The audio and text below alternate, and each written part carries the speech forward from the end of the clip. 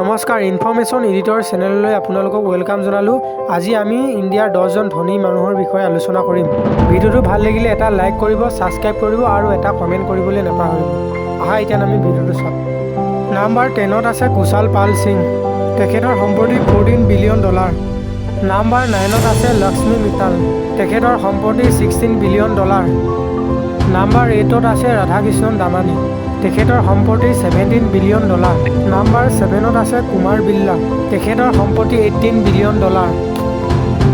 Number 6ত আছে দিলীপ সাংঘি, তেখেতৰ সম্পত্তি $19 বিলিয়ন। নাম্বাৰ 5ত চাইৰাছ পুনাৱালা, তেখেতৰ সম্পত্তি $21 বিলিয়ন।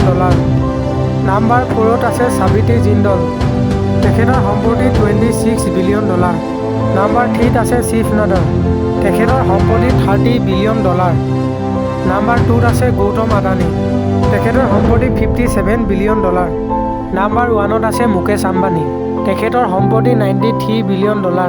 তোমালোকে কমেণ্টত জনোৱাচোন তোমালোকে কাক ভাল পোৱা। যদি ভিডিঅ'টো ভাল লাগে লাইক কৰিব আৰু এটা ছাবস্ক্ৰাইব কৰিবলৈ নাপাহৰিব।